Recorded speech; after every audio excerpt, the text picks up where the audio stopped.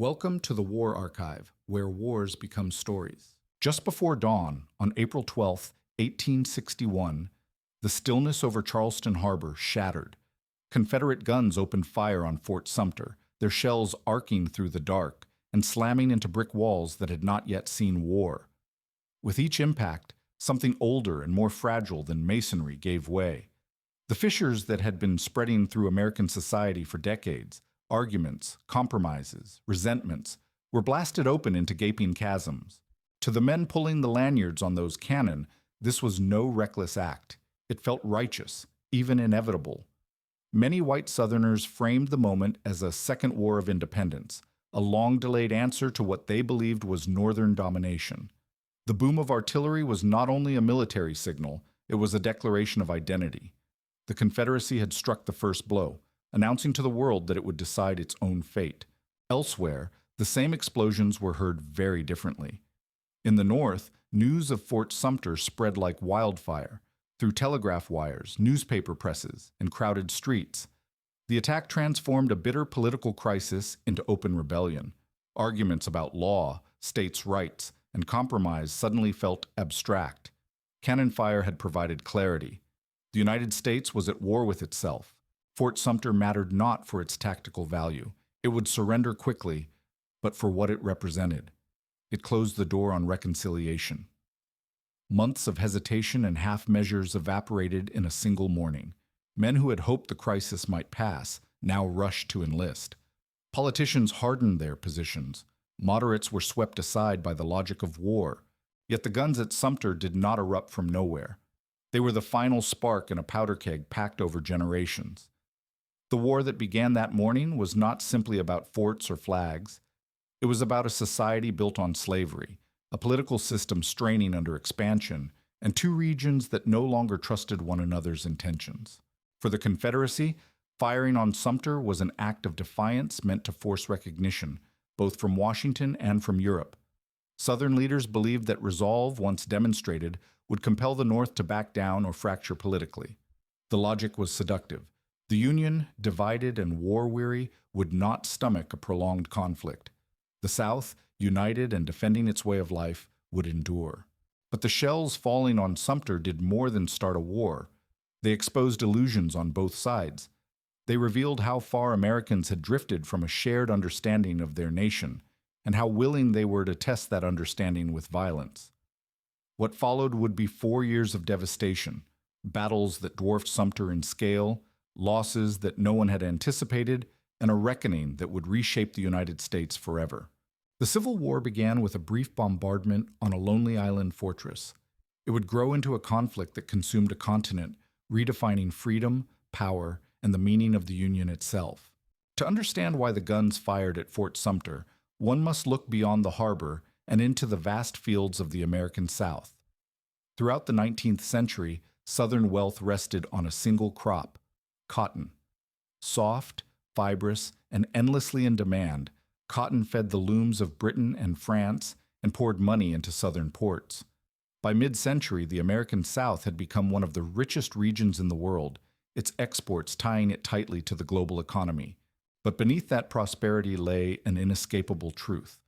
Cotton was not merely grown, it was coerced into existence. Millions of enslaved Black Americans provided the labor that made cotton profitable. Their unpaid work was the engine of Southern wealth, and without it, the entire economic structure of the region would collapse. Plantation owners understood this clearly. Slavery was not an unfortunate byproduct of prosperity. It was the foundation upon which prosperity stood. For the Southern elite, slavery shaped not only their economy, but their identity. Vast plantations signified status and power. Enslaved labor meant leisure, influence, and political dominance. To challenge slavery was to challenge the very hierarchy that defined Southern society.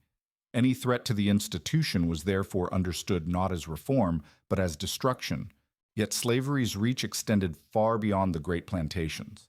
While only about a quarter of white Southern families owned enslaved people, the institution permeated every level of society.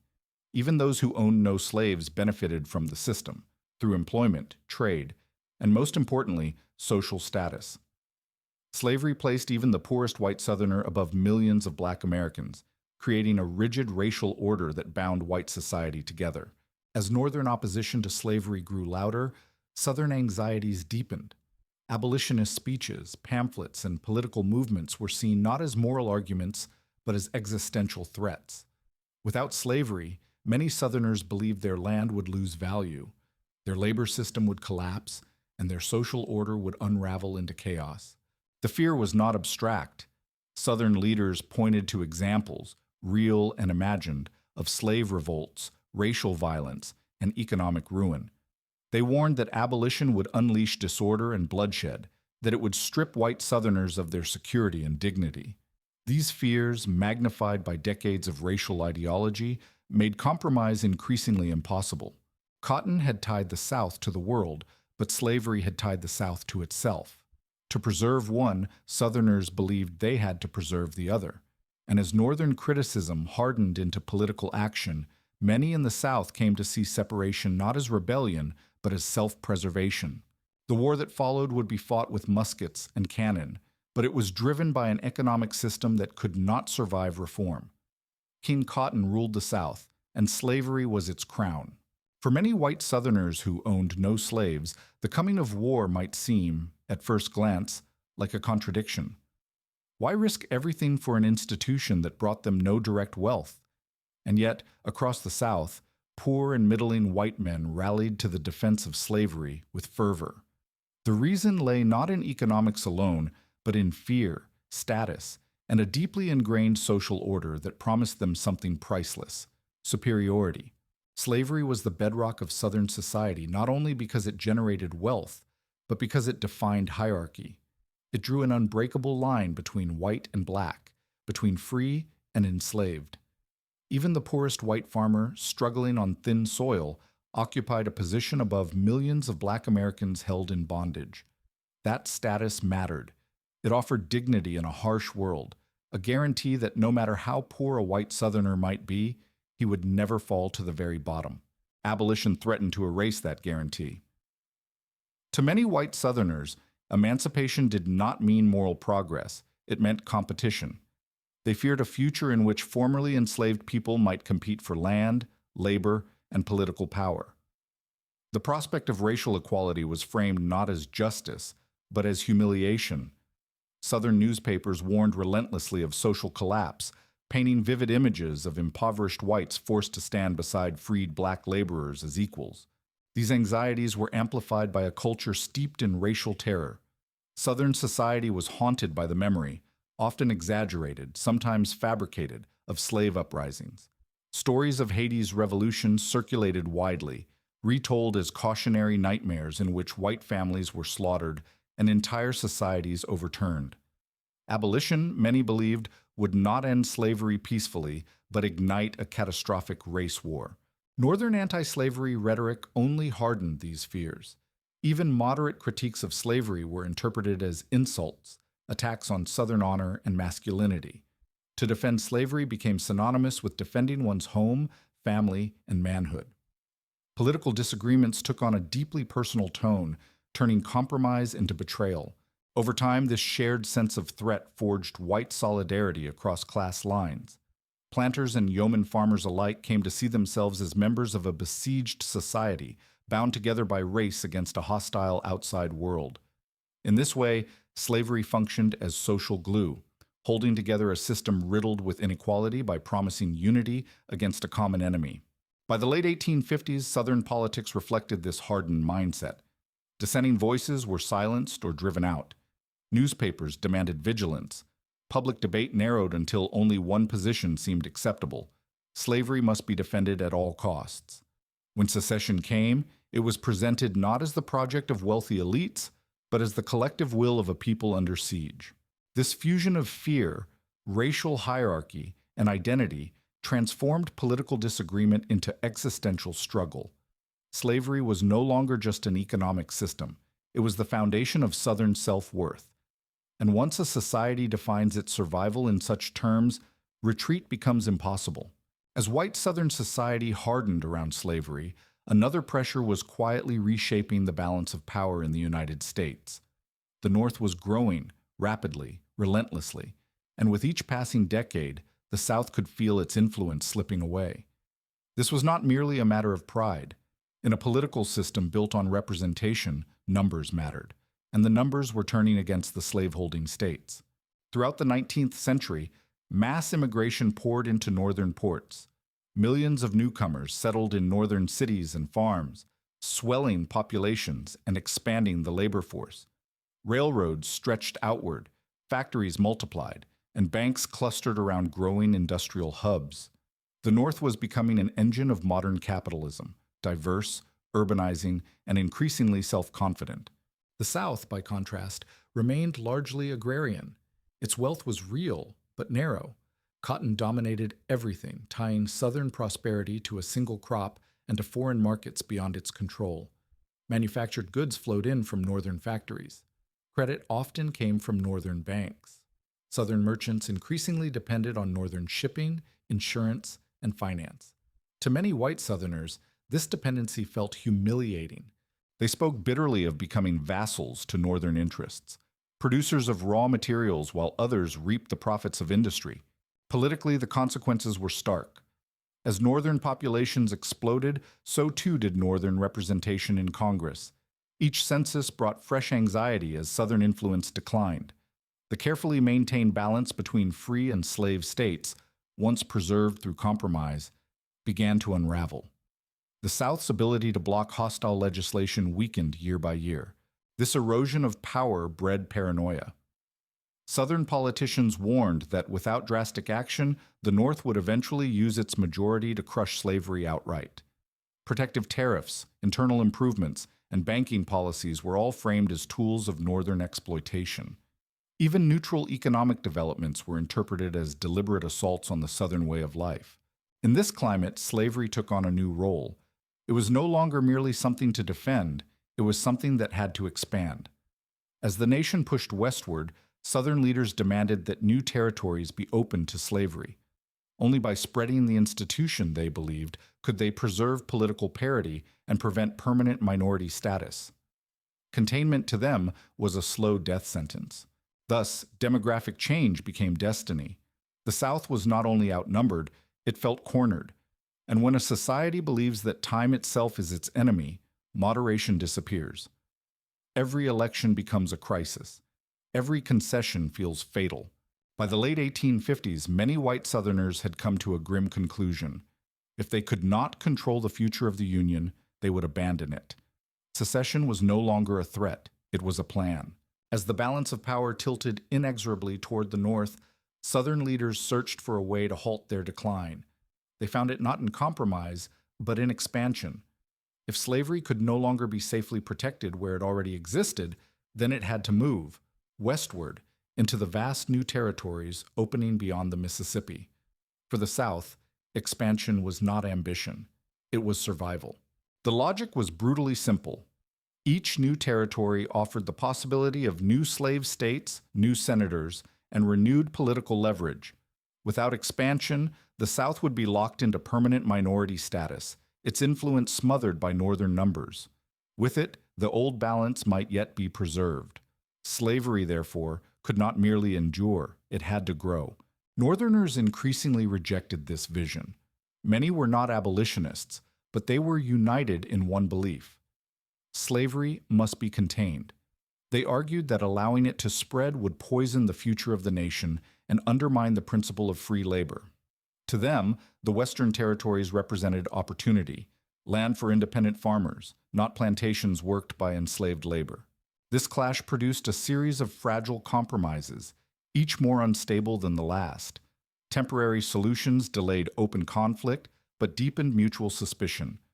Every new territory became a battleground of ideology, every debate a rehearsal for war. Southern politicians accused Northerners of hypocrisy and bad faith, while Northern leaders warned that the slave power was determined to dominate the Republic. The formation of the Republican Party crystallized these tensions.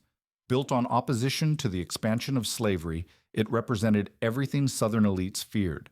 Republicans did not initially call for immediate abolition in the South, but to slaveholders, containment was indistinguishable from destruction. A system that could not expand, they believed, would eventually collapse under moral, political, and economic pressure. By the late 1850s, rhetoric hardened into something darker. Southern newspapers warned of a future in which their society would be surrounded, strangled, and humiliated. Northern politicians spoke increasingly of moral duty. Trust evaporated. Each side began to view the other not as political opponents, but as enemies. The struggle over westward expansion was the South's final gamble, a desperate attempt to outrun demographic reality and preserve a world built on bondage. When that gamble failed, when the North proved unwilling to yield the future, the path toward secession narrowed to a single, irreversible road. The struggle over slavery's expansion did not remain confined to speeches and votes. It spilled into blood. Nowhere was this more evident than in the Kansas Territory, where the abstract arguments of Congress became immediate, personal, and lethal. Kansas was meant to decide its fate through popular sovereignty, a vote by settlers to determine whether slavery would be permitted. In practice, it became a proving ground for civil war. Pro-slavery Southerners poured into the territory, not to farm or build communities, but to vote. They were soon followed by anti-slavery Northerners with the opposite intention. Armed camps sprang up, newspapers screamed accusations, and neighbors eyed one another as enemies. Elections were marred by fraud and intimidation. The ballot box failed, and violence rushed in to fill the void. Raids, arson, and murder became commonplace. Pro-slavery forces sacked the free soil town of Lawrence, destroying presses and homes. In response, anti-slavery militants struck back with equal fury. Kansas descended into a cycle of retaliation so vicious that Americans began calling it Bleeding Kansas. The territory became a warning, proof that the nation's political system could no longer contain the slavery question. Partisan media poured fuel on the fire. Northern papers depicted Kansas as a battleground between freedom and tyranny. Southern editors framed it as a heroic stand against abolitionist invasion. Each side fed its audience a steady diet of outrage, transforming local violence into national grievance.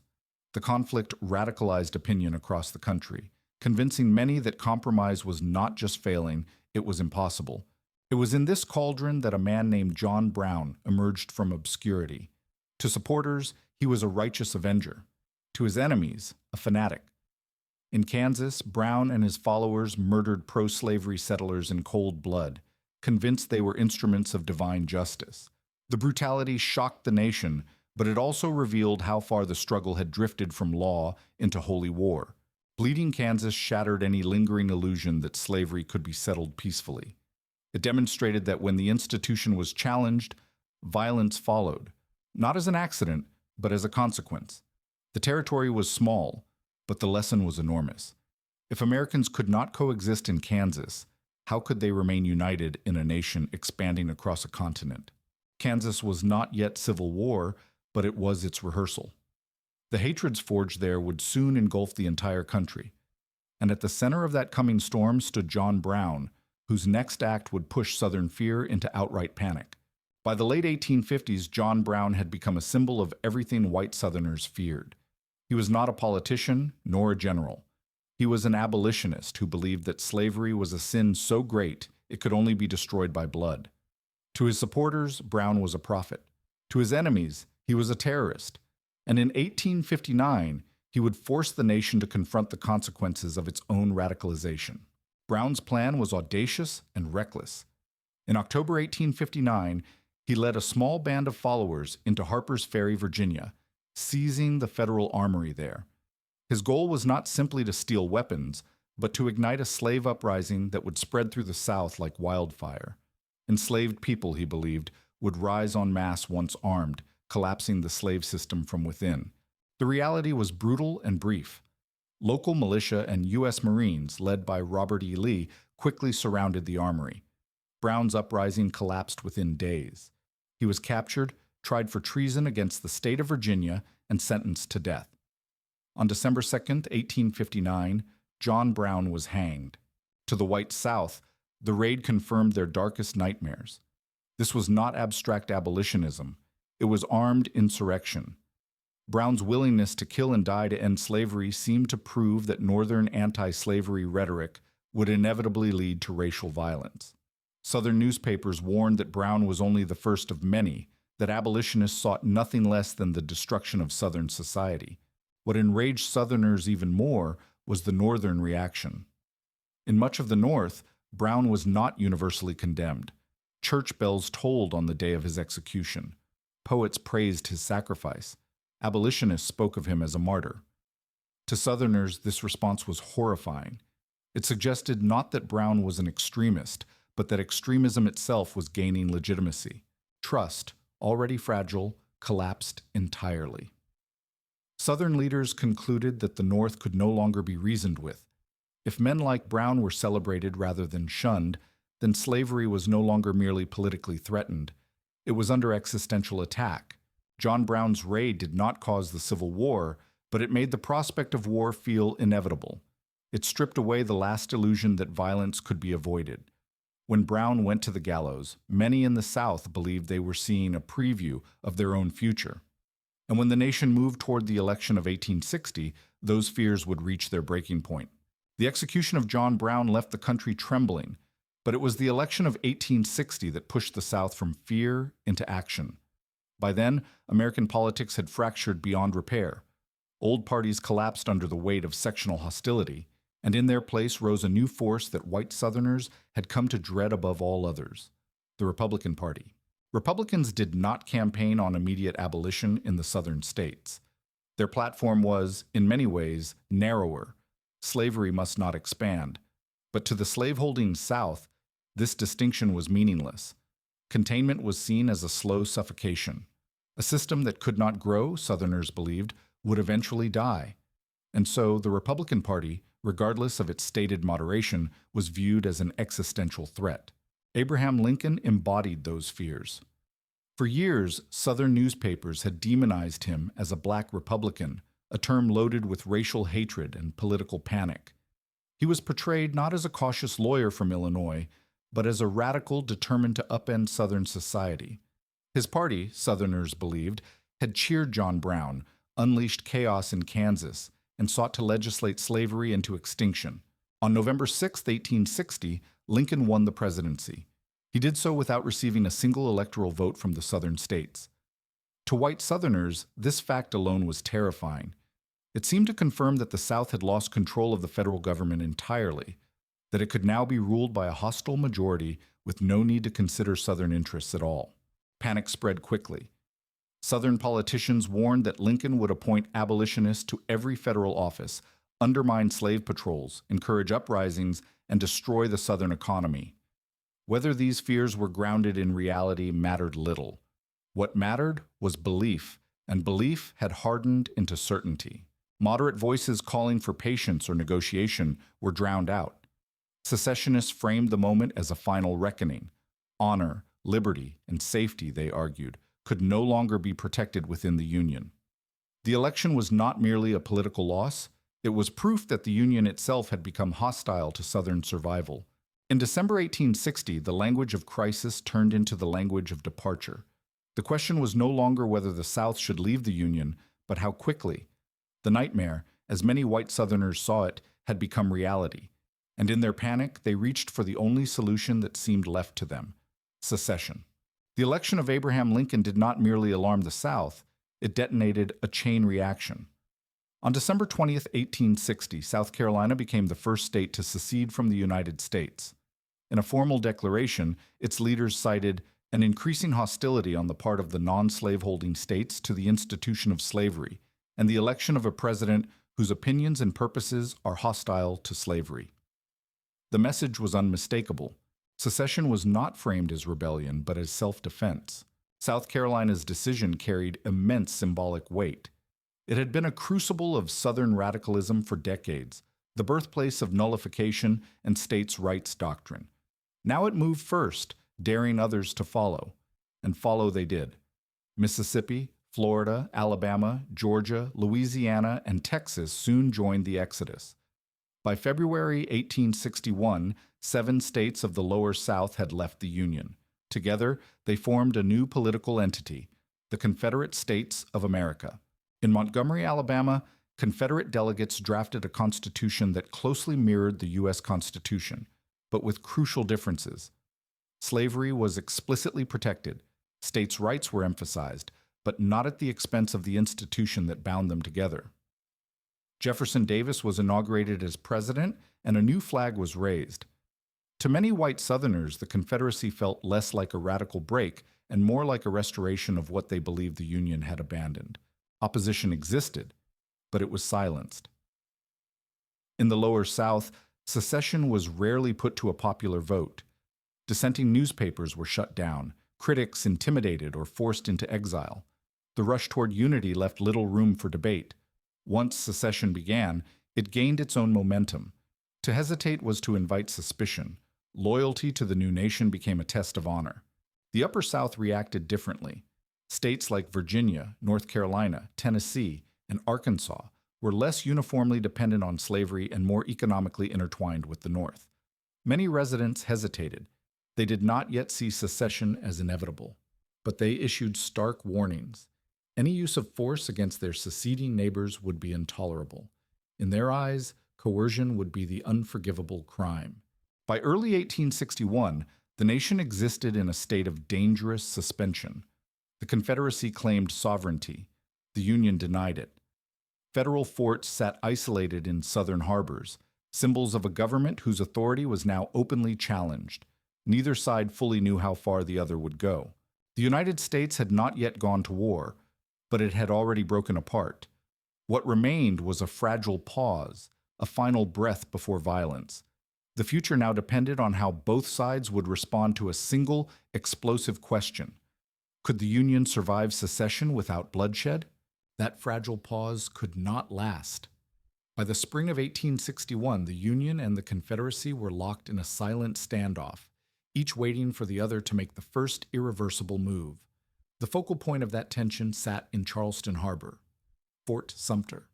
Isolated, undermanned, and running dangerously low on supplies, the fort had become more than a military installation. It was a test of sovereignty. To the Confederacy, Fort Sumter was an insult. A federal garrison flying the U.S. flag inside what they claimed as an independent nation was intolerable. To allow it to remain was to admit that secession meant nothing. To Washington, abandoning the fort without resistance would signal weakness and invite the collapse of federal authority everywhere else in the South. Abraham Lincoln understood the stakes.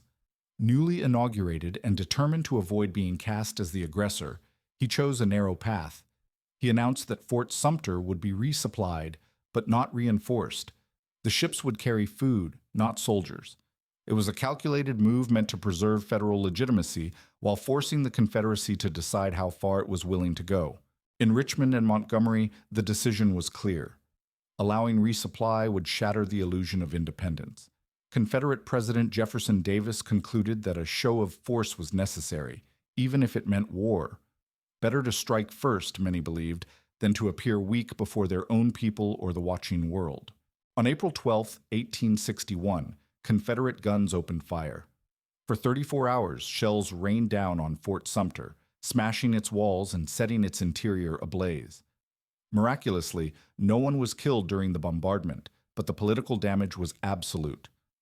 When the fort surrendered, the question of peace vanished with it. News of the attack electrified the nation. In the North, outrage swept through cities and towns. Lincoln called for volunteers to suppress the rebellion, and tens of thousands answered. What had been a constitutional crisis was now an armed insurrection. In response, the Upper South made its choice.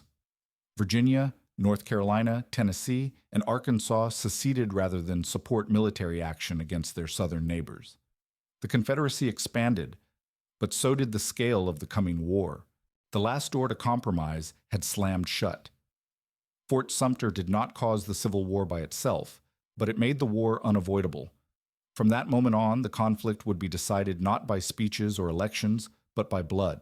Once the shooting began, the imbalance between North and South became impossible to ignore, at least on paper. The Union commanded overwhelming advantages in nearly every measurable category. It possessed a population of roughly 20 million people compared to the Confederacy's 9 million, nearly half of whom were enslaved and unavailable for military service. Northern factories outnumbered Southern ones by more than 10 to 1. The North produced vastly more iron, coal, and firearms. It controlled most of the nation's railroads, shipyards, and financial institutions. By the cold logic of numbers, the outcome should have been inevitable. And yet, few white Southerners believed they were doomed. Confidence, sometimes bordering on arrogance, ran deep. Many Confederate leaders convinced themselves that material superiority did not decide wars. History, they argued, proved otherwise. Had not the American colonies defeated the British Empire despite overwhelming odds? Had not willpower and endurance triumphed over wealth and industry before? To Southerners, their struggles seemed a mirror of that earlier revolution. This belief shaped Confederate strategy from the very beginning. They did not need to conquer the North. They only needed to survive. If the Confederacy could resist long enough, Northern morale would fracture. Elections would turn. Political will would collapse. Independence would follow, not through battlefield annihilation, but through exhaustion. Southern leaders also placed their hopes abroad. Cotton, they believed, was king not only at home, but across the Atlantic. Britain and France depended heavily on Southern cotton to fuel their textile industries. Confederate strategists assumed that economic necessity would force European powers to intervene diplomatically or even militarily on their behalf. Recognition, loans, perhaps even warships would tilt the balance. Underlying these calculations was a powerful cultural assumption that Southern men were better soldiers. Raised in a rural, honor-bound society, they believed themselves tougher, braver, more accustomed to hardship than their Northern counterparts. Northerners were dismissed as factory hands and clerks, softened by comfort and unwilling to endure prolonged suffering. When war came, many Confederates expected Northern armies to break under pressure. Early events seemed to confirm this faith. Confederate victories at Manassas fed the illusion that martial spirit could overcome numerical inferiority. Newspapers trumpeted Southern valor. Politicians reassured the public that independence was only a matter of time. But confidence can be as dangerous as fear. The Confederacy's faith in morale warfare and foreign intervention led it to underestimate the North's resilience and to ignore its own structural weaknesses. Industry, population, and logistics would not decide the war quickly, but over time they would grind down even the bravest resistance. The unequal contest had begun, and though many Southerners still believed destiny favored them, the reality of prolonged war was about to test those beliefs with merciless force. In the spring and summer of 1861, the war still felt distant, almost romantic. Across the South, men poured into recruiting stations, not yet aware of the scale of suffering that lay ahead. They came for many reasons, some personal, some political, many inseparable from the culture they had been raised in. Rarely did they imagine a long war of attrition. Most believed they were answering a brief call to defend their homes. Honor weighed heavily in these decisions. Southern society placed immense value on masculine reputation, courage, and public duty. To refuse to enlist risked shame, whispers of cowardice, and social exile. Communities often enlisted together, entire companies drawn from a single town or county. Friends, brothers, cousins marched side by side, bound by loyalty as much as ideology. For many, the war was not an abstract fight over slavery or union. It was about standing with one's neighbors when the moment came. There was also the language of defense. Confederate volunteers spoke less of conquest than of protection, protecting their land, their families, their autonomy. Northern armies were portrayed as invaders poised to trample Southern rights and impose alien values. In this framing, enlistment was not rebellion, but resistance. Even men with little love for plantation elites could be persuaded that their way of life was under threat. Illusions flourished in this atmosphere. Many believed the war would be short, 1 or 2 decisive battles, after which independence would be secured. The memory of the American Revolution loomed large, reinforcing the idea that endurance, not resources, decided outcomes. Politicians and newspapers encouraged this optimism, assuring the public that courage and unity would carry the day. Few volunteers fully grasped what modern war would demand. They imagined marching and drilling, not years of disease, hunger, and relentless combat.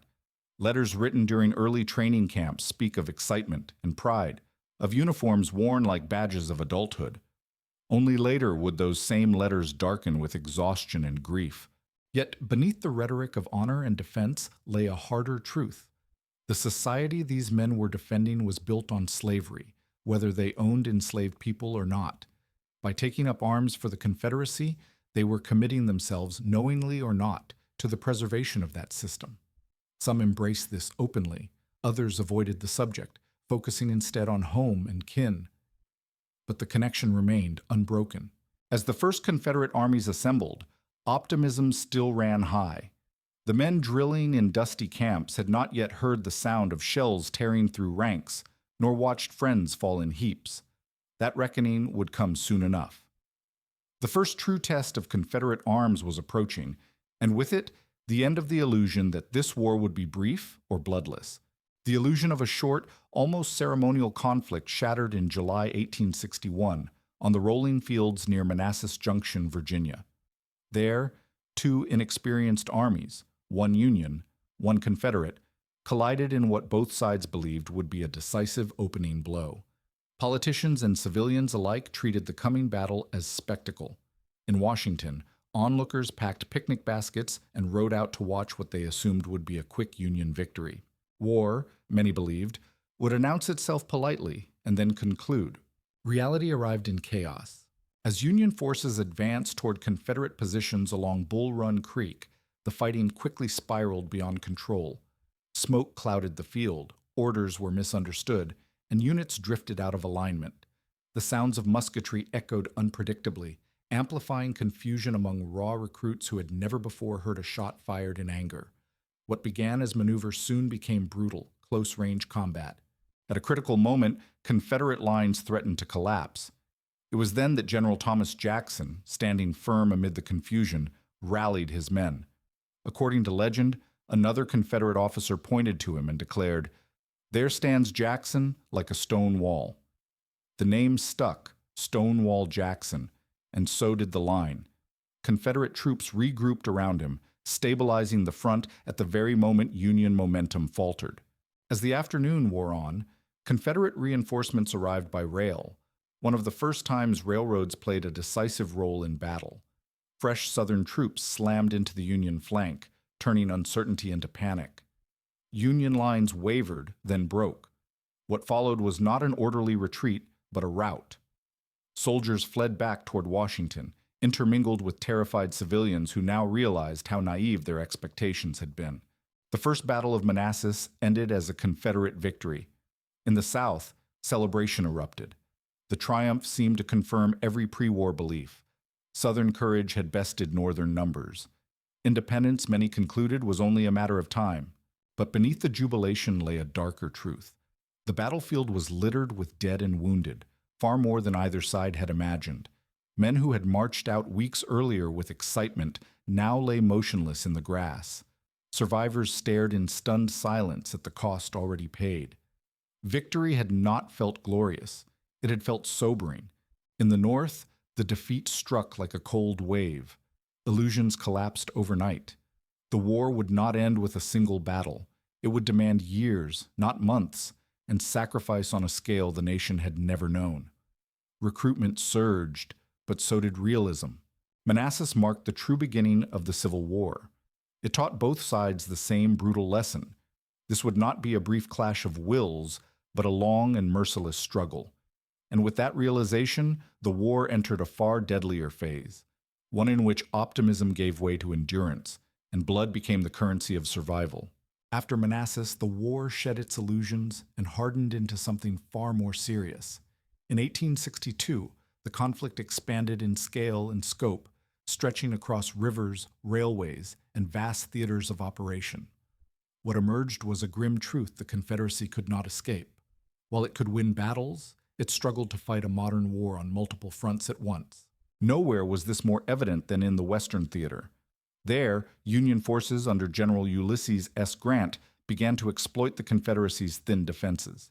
In April 1862, at Shiloh in Tennessee, Grant's army was caught off guard by a ferocious Confederate attack. For 2 days, fighting raged through forests and fields in a chaos that shocked veterans on both sides.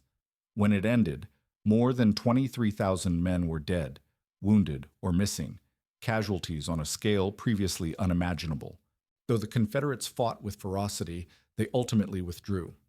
The Union had learned it could absorb punishment and keep advancing. That lesson proved decisive. One by one, Confederate defensive lines in the West collapsed. Union armies pushed deeper along the Tennessee and Cumberland rivers, prying open the southern interior. Then came a blow that struck at the heart of Confederate morale: the fall of New Orleans. In April 1862, a Union fleet forced its way past Confederate forts and seized the South's largest city and most important port. The loss deprived the Confederacy of a vital economic hub and shattered any illusion that Southern coastlines were secure. While the West cracked open, the East teetered on the edge of disaster. In Virginia, Union forces under General George McClellan advanced up the Virginia Peninsula, threatening Richmond itself. McClellan's army dwarfed Confederate defenders, and for a moment it seemed the Confederate capital might fall. Panic spread through Southern leadership. The war, many feared, could end in a single catastrophic blow. It was at this moment that Jefferson Davis turned to Robert E. Lee. Appointed to defend Richmond, Lee faced an opponent who outnumbered him and seemed poised for victory. But McClellan hesitated. Cautious by nature, he overestimated Confederate strength and delayed his assaults. Lee seized the opportunity. In a series of audacious counterattacks known as the 7 Days Battles, Lee drove McClellan away from Richmond. The Union army retreated, battered but intact. Richmond was saved, and Lee emerged as the Confederacy's most formidable commander. In the South, his victories restored confidence. If Lee could repel such overwhelming force, perhaps independence was still within reach. Yet beneath the triumph lay a sobering reality. Confederate losses were heavy and irreplaceable.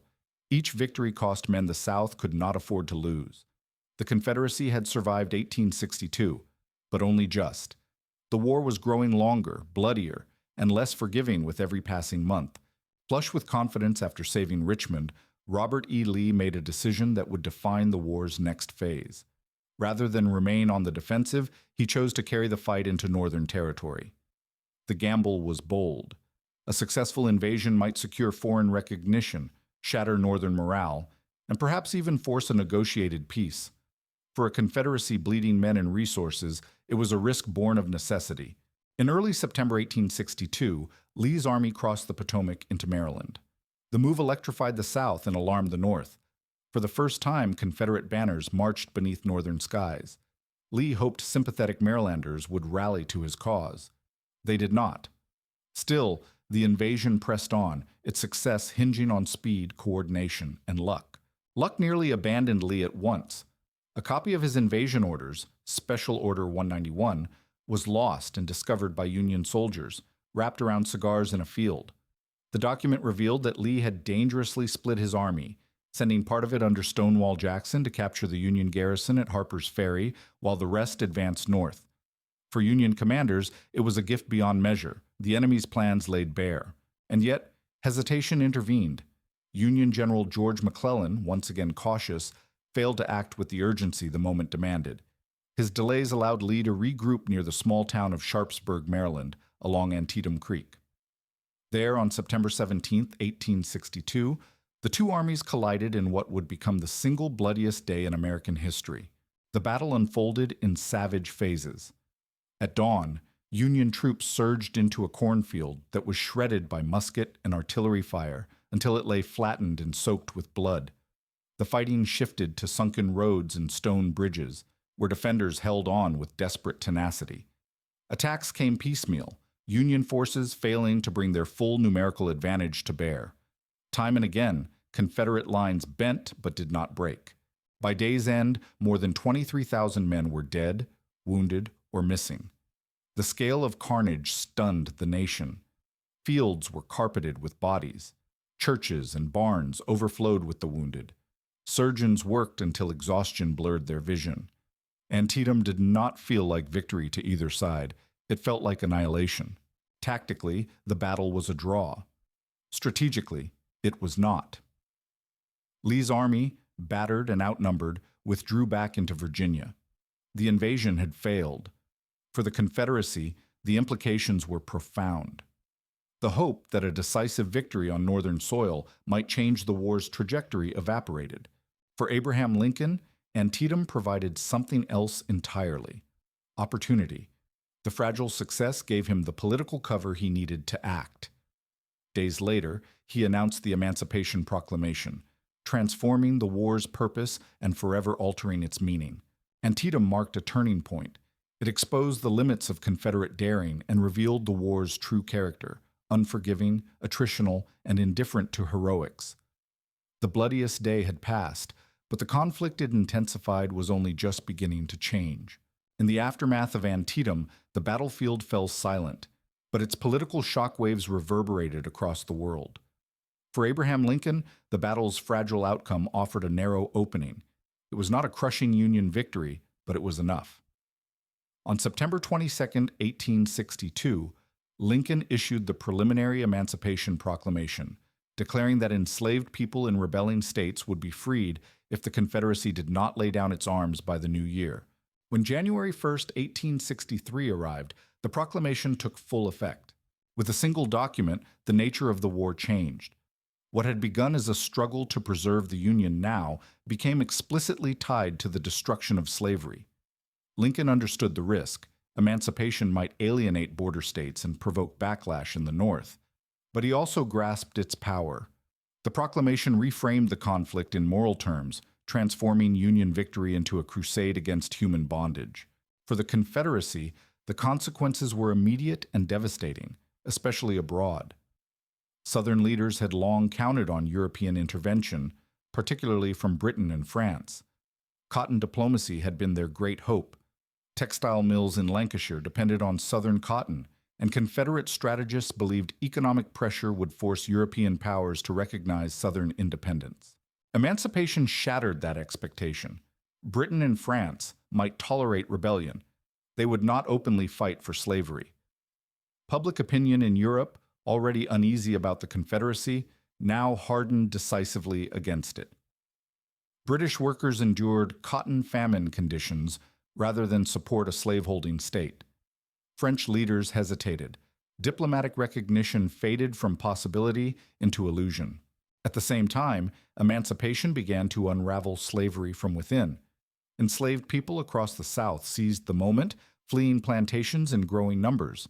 Some crossed Union lines seeking freedom. Others sabotaged production, resisted overseers, or simply refused to submit. Slavery, once the Confederacy's greatest strength, became an accelerating liability. The proclamation also opened the door for black military service. By the end of the war, nearly 200,000 black soldiers and sailors would serve the Union cause. Their presence bolstered Northern manpower and struck at the ideological heart of the Confederacy. The sight of armed black men in Union uniform was both symbol and strategy, proof that emancipation was not theoretical but irreversible. Southern outrage was fierce. Confederate leaders denounced the proclamation as incitement to servile insurrection. Many vowed never to treat black Union soldiers as legitimate combatants, a stance that would later poison prisoner exchanges and harden the war's brutality. Antietam had failed to deliver Confederate victory. Emancipation ensured that even survival would no longer be enough. The war now carried moral weight that the Confederacy could not escape and could not win. The international door closed quietly but firmly. From that point on, the South would stand alone. Despite the diplomatic blow dealt by emancipation, the Confederacy did not collapse in 1863. On the battlefield, it continued to fight with lethal effectiveness, and in the East, Robert E. Lee once again proved himself a master of audacity. In May, near the tangled wilderness of Chancellorsville, Lee faced a Union army nearly twice his size.